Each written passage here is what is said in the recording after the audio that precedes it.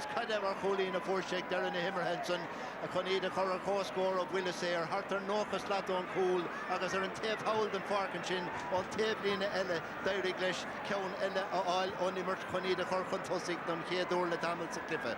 We had the Kelly or the Hapa Queen of Patricia Mulqueen, Maher Louis, Dorchester, Caliche, Per Dianato, B. and Norla Sale, Diadonic, Vichenza, Agus, Tashis na Flash, if you can know sort of Schlicht Nieder, Hummer Trainer, Agus Tony Kelly on Boxer, Agus Cow, Nisa Varfos Bader, or Nemerton, Hunan, 3 Mollig, Huddershaw, Marhas Bond, as V and Hummer Skill, Dev Glorian to get Portland, Akatu. Cleachú Mac Lodge and no Gudugan Ad Yedik, Shani McMahon and Sonny Ray Toward, a month on the Kellyora, Bovor again Dyer and they shot of Worthint, Agatasha, Butchgam Gar. Seven out for John Conlon is so slow, fresh and far Kylone Moore, Doig gone out and showing you over Kaffamid, Tres Lou, Agus Patrick Donlan, Feckham Hasten Chin, Captain, Ear Captain, the Forna, a Kaffamid Tres Lou, Le Furin and Clark, Tashi to Resh Chakdas, Ryan Hain B. Weimar are in the Port Lardiga and Nuri Conga der Sodas, Ryan Hain B. Freshen, Agus Kega Wildini Better, a Cabanos or Kaidan, the Himmers, a Ranshin, Shogavlin and Iga Kale and Wilna Champagne to Resh Jack, Awesome Piece of Shin than Trap. Shadid, Agus Nadini V. a Carna, and the Himmer and Tach McCarran, Tasudugominish, Gemesha, the Urslechdunta, and the Mircha Volla, and Clasha of Volla and Yuv.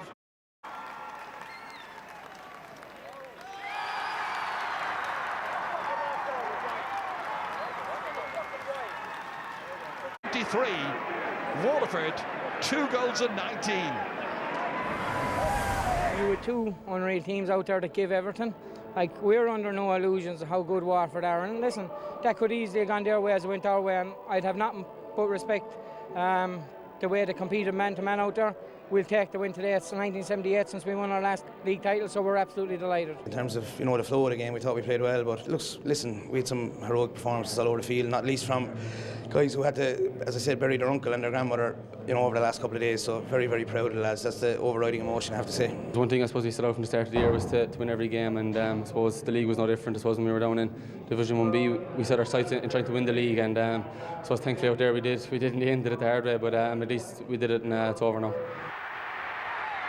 Look, he's a fantastic manager and a fantastic leader, and I suppose he's not really bothered, I suppose, with people criticising these systems and whatever. He just wants to win games and win trophies for Clare, and I suppose as a collective that's what we're looking to do, and we know today is one small step in doing that.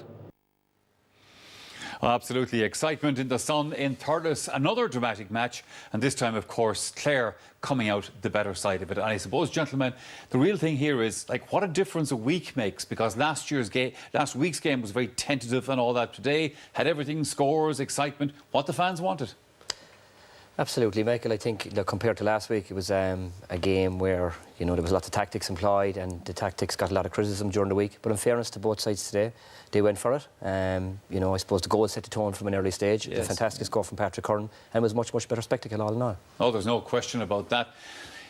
Davey mentioned it there in the interview, like Waterford could have won this game, but it's Clare's first since 1978, and I suppose it's hard to deny them that, isn't it? It is, yeah. In fairness, they've contested a few in that time, 2001, 2006, so they'll be delighted with that. But hugely significant for Clare, I think, going forward is it's silverware. They've won silverware, it's their second cup now under David Fitzgerald. There'll be great confidence going into the championship, and I think what was really impressive about Clare today is they were hanging in probably for a fair bit of that match. They hung in. Different fellas weighed in with scores when they had been quiet during the match. It was hugely significant, and that's what you want from your team when things mightn't be going well for the team as a collective. For a fella that's having a quiet match to contribute something, and I think Clare done that at occasions today. But like as Davey said there, very easily that cup could have been heading to Waterford again this year. But all in all, look, a good entertaining match. They went at it. The goal opened it up definitely, but a bit more enjoyment for people. You might say, Shawnee, they were hanging in there for about 70 minutes, because I've no doubt Waterford will be going home saying to themselves, how in the name of God did we lose that?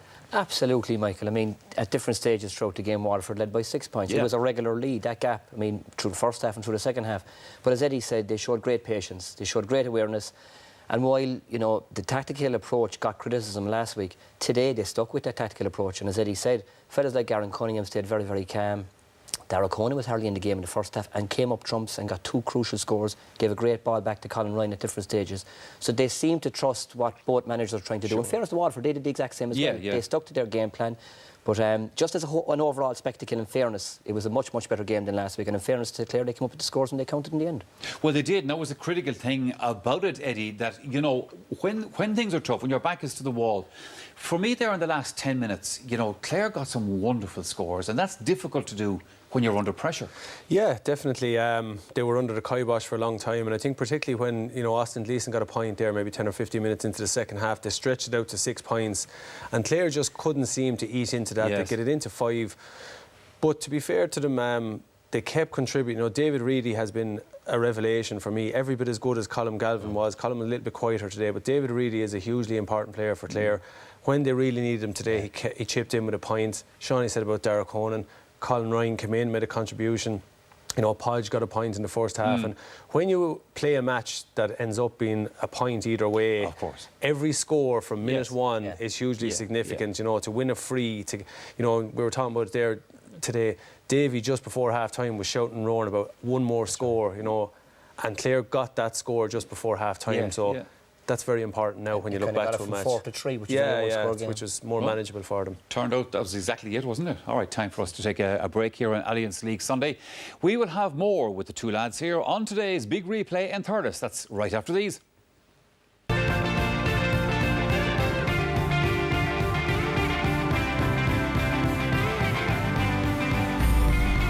Clare and Waterford, the banner, of course, 1 point winners at the end of that. Gentlemen, let's look at aspects of this game.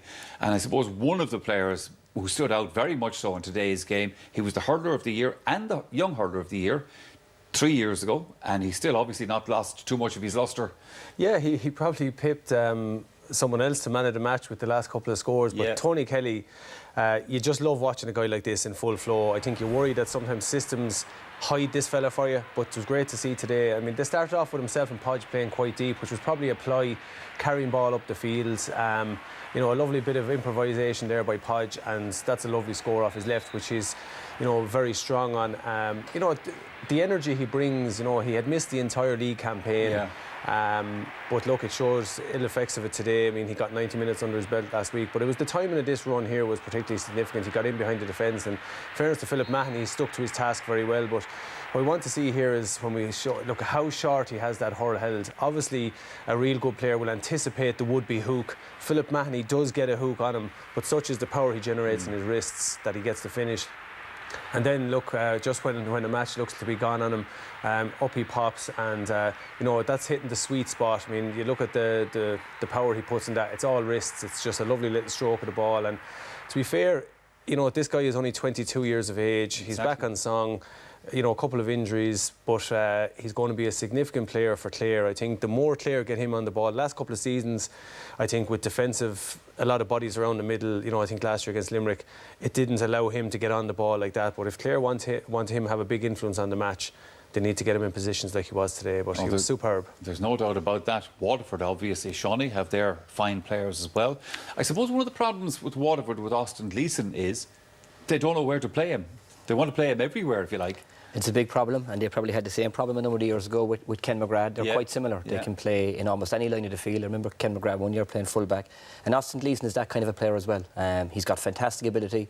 And Eddie's talking about systems and tactics. The good players will always find their way around the system. And one of the key components that Austin Gleeson has in his repertoire, I suppose, is his aerial ability. I mean, when you get one-on-one like he does here, the ability to take it and almost in the same movement strike off his weaker side. It was a lovely score. That was a fantastic score. And I suppose primary possession in this game, Michael, is everything. When the ball breaks and there's rucks, it's very hard to win possession. But in this movement as well, you can see his energy.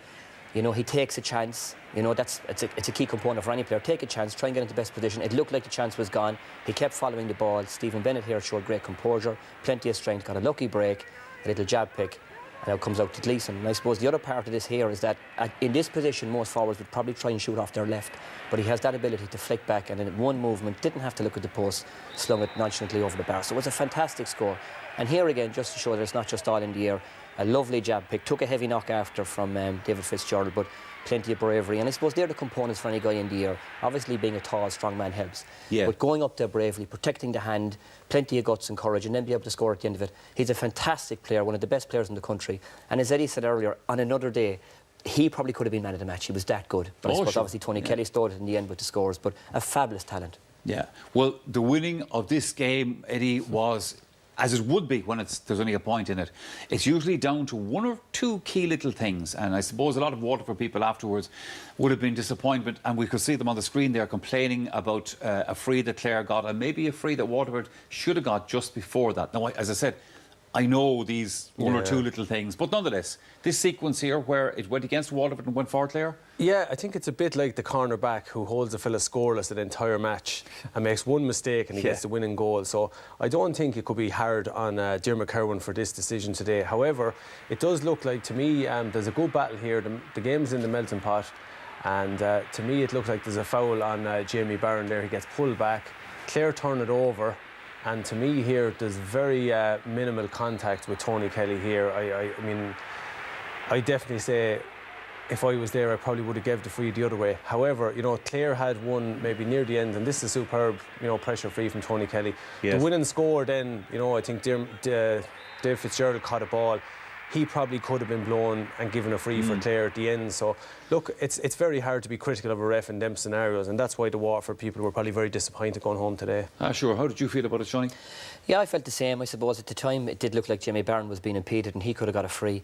But I suppose, like, not to take from Tony Kelly's free, it was a monster shot. It was a bit like Maurice Shanahan last week. It took great courage and great guts, and it just exemplified everything that was about his performance today. It was an outstanding performance, and he took great guts to score the point. I suppose there's another aspect to it as well, Eddie, which is that Waterford, no doubt, will look at. There were 6 points up at times in that game, and from their perspective, maybe it shouldn't have come down to letting the door open enough for your opponents to come and grab it off you. Yeah, that's the thing. I suppose it's having that composure maybe to start killing the game. I mean, Clare needed to get their hands on the ball towards the end of that match, and maybe that's the time when a little bit of strategy comes into it.